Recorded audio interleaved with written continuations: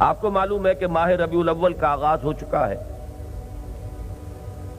یہ ماہ مبارک حضور صلی اللہ علیہ وسلم کی سیرت مطہرہ سے ایک بڑا گہرا تعلق رکھتا ہے۔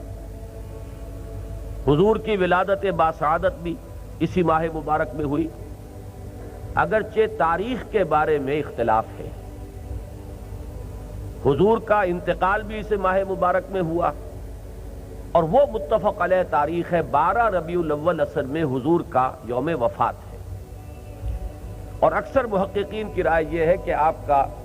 یوم ولادت جو ہے وہ 9 ربیع الاول ہے۔ یہی وجہ ہے کہ مجھے یاد ہے کہ ہمارے بچپن میں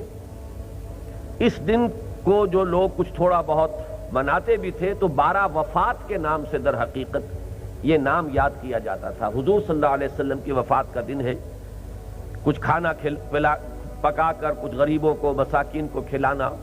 یہ در حقیقت چیز تھی کہ جو اب ہوتے ہوتے اس نے بہت ہی ایک دوسری صورت اختیار کر لی ہے۔ اب یہ ایک جشن بن گیا ہے اور ایک عید کا سا سما، بلکہ واقعہ یہ ہے کہ جو اصل 2 عیدیں ہیں وہ کہیں پیچھے چلی گئی ہیں، اور یہ جو 2 عیدیں ہم نے ایجاد کی ہیں، ایک عید میلاد النبی اور ایک عید استقلال، اگر ہم جائزہ لیں تو شاید یہ 2 جو ہے یہ زیادہ فور گراؤنڈ میں آ چکی ہیں۔ لیکن یہ کہ جہاں تک آپ کی ولادت اور آپ کے وفات کا اس ماہ مبارک میں ہونا ہے وہ ثابت ہے۔ مزید برآں حضور کا ورود مدینہ منورہ میں بھی ماہ ربیع الاول میں ہوا ہے۔ اس پہلو سے اگر اس ماہ مبارک میں ہم سیرت النبی کے مطالعے کا ایک خاص موضوع رکھیں، کسی تاریخ کے تعین کے بغیر اس مہینے کی مناسبت سے سیرت مطہرہ پر گفتگویں ہوں، غور و فکر ہو، اور اس میں بھی عملی پہلو سامنے ہو، اتباع کا جذبہ ہو،